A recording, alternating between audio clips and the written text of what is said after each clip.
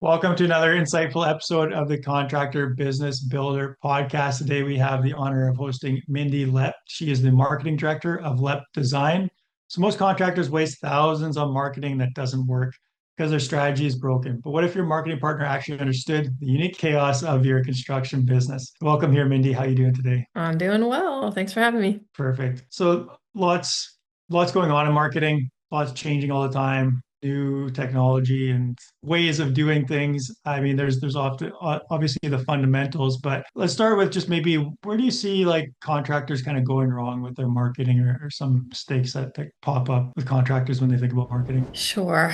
I think one of the biggest mistakes that I see is not using enough visual material. You don't see enough video, enough professional photos. It's a lot of times outdated or just very sparse. And obviously, hiring a contractor, remodeler, home builder, anything in that vein, you need to see good visual representation of what you're getting. It's one of the hugest purchases you're going to make in your life. So you want to make sure that you have enough to show what you've done. And I see it just usually across the board that's missing or not enough. So I would say that's probably one of the biggest mistakes that I see. I definitely come across that fairly often as well. Maybe they have a website, they've got some pictures on there, but it's not really a process or something that gets repeated too often. It's sort of like, okay, we have some pictures, now we're good, right? And they kind of get Right. reused and reused over and over again. So what would you suggest as far as like what should the contractor or their team be doing to generate new images or videos? Like what's the system or process there to be able to get more of that stuff out on the marketing side? I think the key word is just what you just said, making it a process, like adding it as part of the process. Okay, we finish a house or we finish a remodeling project. Now we're going to call the photographer, and you've got your photographer's number handy or email handy. And it's just part of what everybody does. Okay, we finish this, we do whatever punch list we need to do. And then the last item is, okay, now we're going to bring the photographer in. I have one client that is a remodeler and they do a great job of this. It's every single time, like clockwork. They finish a project, the photographer comes out. There's no questions, there's no forgetting. It's part of the process. So I think that's just the big key is just getting people in the habit of doing that. Yeah, definitely. And those pictures of especially completed projects, they are like really valuable from a marketing standpoint. So definitely worthwhile getting someone professional or getting some professional equipment to be able to document every project should lead to another project, both with marketing materials as well as referrals. And you're going to spend money on marketing and lead gen and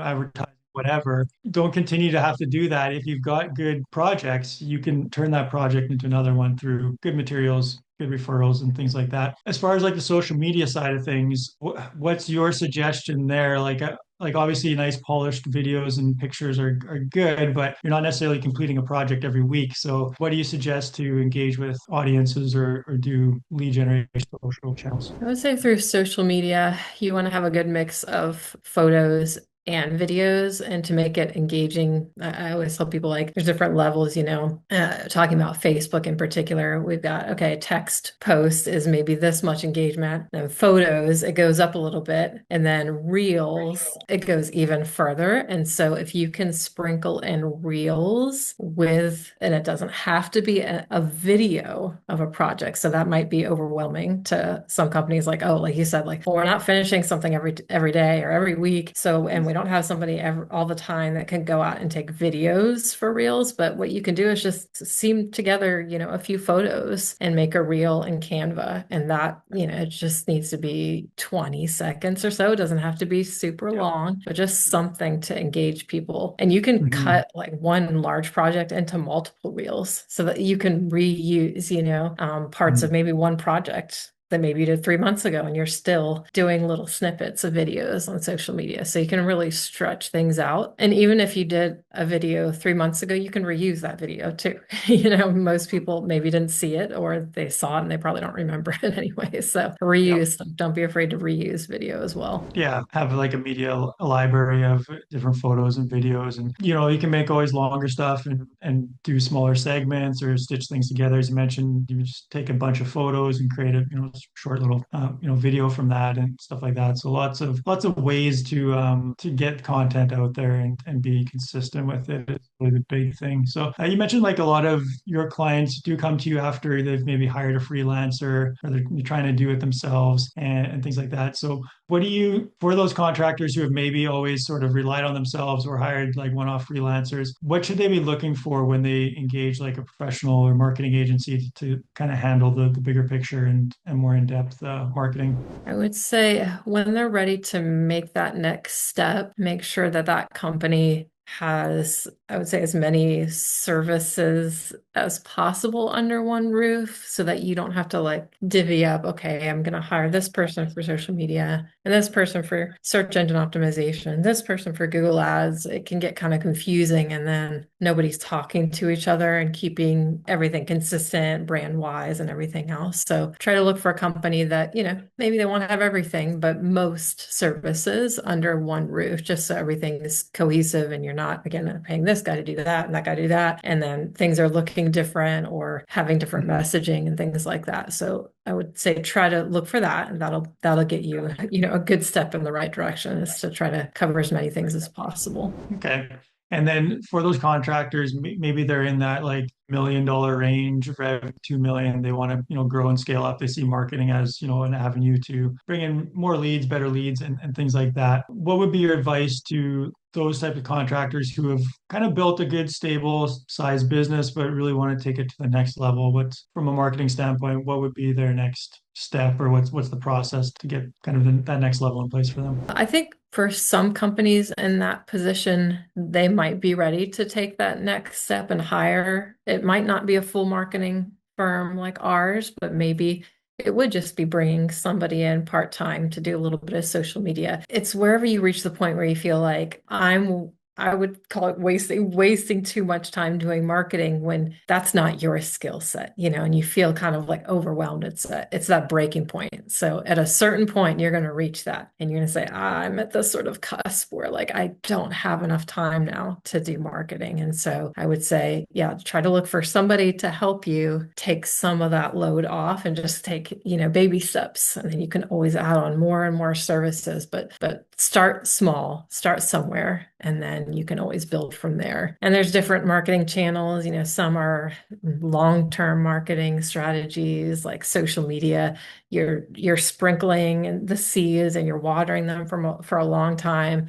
And other things like Google Ads that might get you some leads a little more fast or more quickly than a Yeah. social media or other strategy like that. But just start somewhere and realize it's going to take time also. So be prepared Mhm. for that.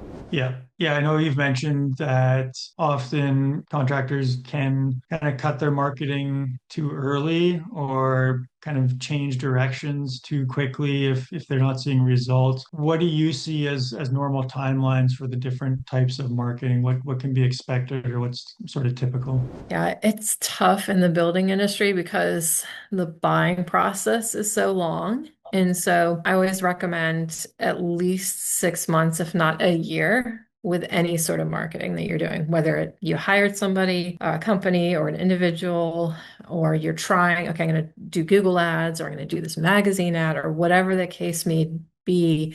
You want to give it like a good solid 6 to 12 months to really see if it works because we all know, you don't decide today I'm going to build a house and then tomorrow you call the home builder and then all of a sudden, boom, it's done.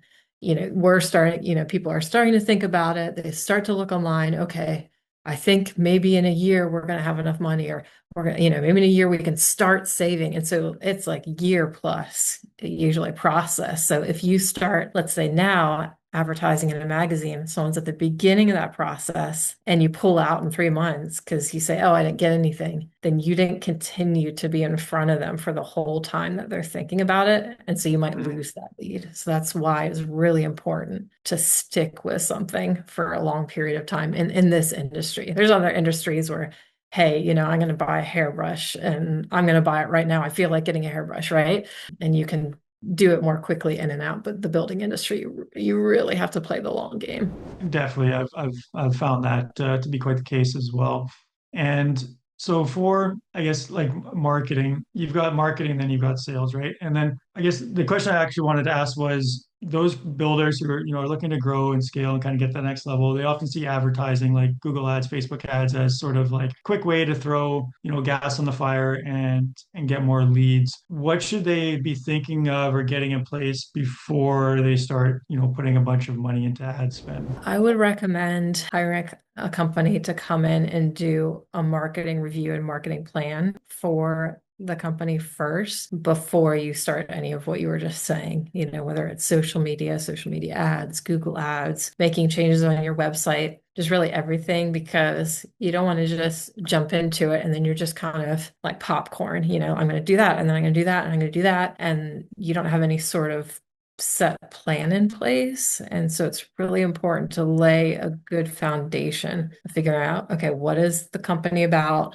Who's their target market? How are we going to reach them? What are the things we're going to do to reach them? Okay, now we've got that foundation. Now we can go ahead and move forward and do the other things that we want to do. And a lot of times, the companies, they'll come to me and they're super anxious to get started. Okay, we haven't done marketing forever, or we've been out of, without a marketing person for a while. We want to start tomorrow. But it's really important to get that foundation, that marketing review, and a really in-depth knowledge to know, okay, what are we going to promote about you and what's your unique selling proposition? Let's make sure that we're putting that out there properly and not just kind of randomly shooting from the hip, whatever shiny thing, pops up. Let's do that. Let's do that. Let's do that without having a real plan in place. Yeah, makes sense. So once the branding's in place, they've got their kind of ideal client profile, unique selling position. They put out advertising, starting to work, generating leads. Now, how does that hand off to like the sales part of the business? What have you found effective? Obviously, you're spending time and energy on generating leads, but capitalizing and having,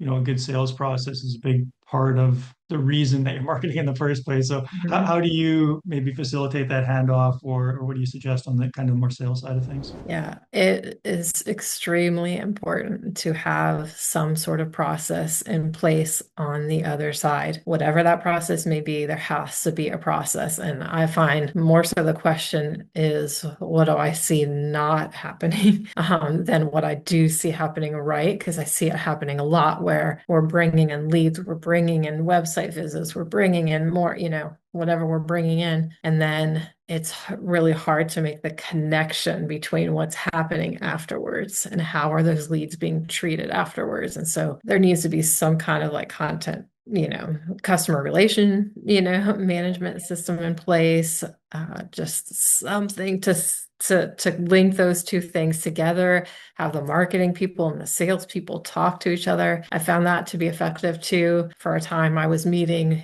with some of my clients' sales teams, even if it was like once every 3 months or something, to have a meeting and say, how can I help you better? And a lot of times they'd say, hey, I keep getting phone calls of people asking for XYZ and we don't do that. Can you do something marketing wise so they know we don't do that, or we want this thing over here and we are not getting that. Can you maybe change something on your side? And so they have to talk to each other. And then there has to be some kind of system in place after the Mhm. leads go to, the company. There's got to, even if Yeah. it's just a simple spreadsheet, just something, got to be Mhm. something. So. Yeah. I guess you always think like marketing, lead, sales, that it's a straight line, but really you do need that feedback loop of, if you're not getting the right type of leads or they're asking questions that could be easily answered beforehand, there's qualifying questions, there's ways of messaging and marketing and branding in order to make sure that the leads that are going to the sales, obviously the experience and nurturing, being quick to respond and follow-ups and all that stuff is super important. But if lead quality is quite low, or there's these kind of like questions that should be answered, then that's something that you can go back to the drawing board a bit with the marketing. And it's always a bit of a refinement process, I find. Like the longer that you do marketing, you're slowly sort of narrowing down and getting really more dialed in with what resonates with, the right types of people, what are maybe issues that can be avoided, how do we attract, someone else or a different type of person, or qualifiers and things like that. Can you maybe walk us through a client journey of yourself, of a contractor came to you for marketing help, how you got started, what some of their pain points or issues were, and how you were able to help them kind of achieve results? Sure, just sort of like a case study.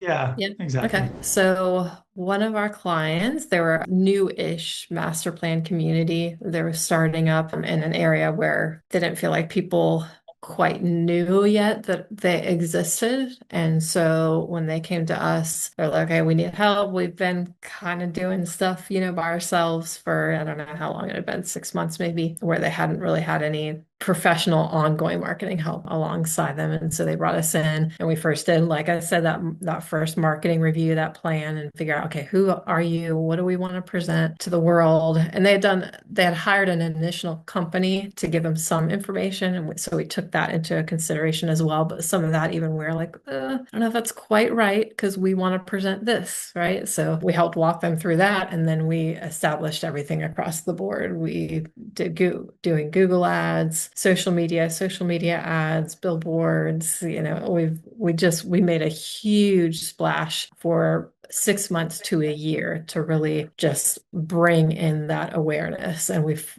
reached a great point now where I was just talking with a salesperson yesterday on our weekly call, and we were like, hey, should we do this event, again this year? And we're like, I don't think we need to do that this year because that's kind of more just a generic community event. And we're at the point now where the community knows they're there. They're well aware that they're there. And so now we just need, we got to get in our target markets. And so for them, we've seen some really nice growth with a lot of the different things that we've done. And just like you said a few minutes ago, the longer you do marketing, the more you keep refining and making things better and more, okay, now we see, oh, that works. And so now let's do that more. That's maybe not working. So we'll cut that out. And so that client, it's been fun to see the growth over the last 2-ish years now that we've been working with them. So Oh, that's wonderful. Yeah, glad to hear that. And it's nice to be able to realize that, like, hey, maybe we don't need to be doing this anymore. And essentially, like you mentioned, you double down on what's working and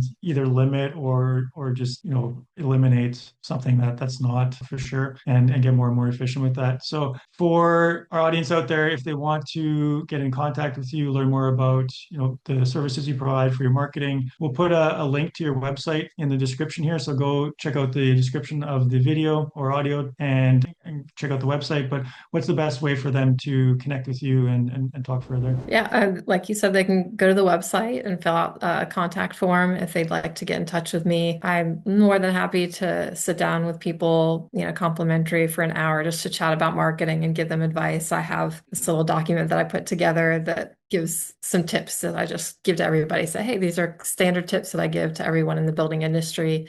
And so I'm happy to just sit down and chat if people have any questions. And then you can also find me on LinkedIn, shoot me a message and we can connect there as well. But those are probably the best and fastest ways to get a hold of me.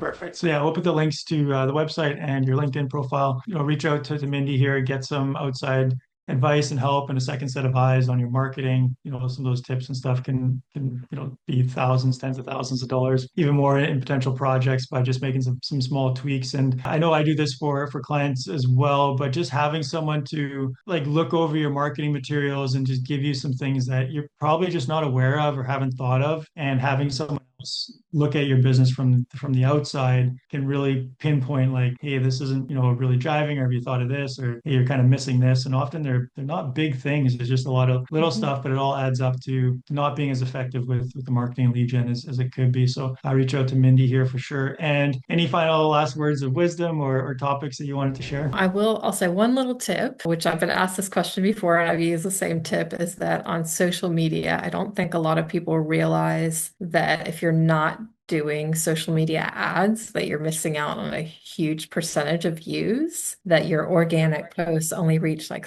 3 to 15% of your followers. And so, let's just say you have 100 followers, it's maybe 3 to 15 people seeing your Yeah. beautifully put together photo reel that you put together.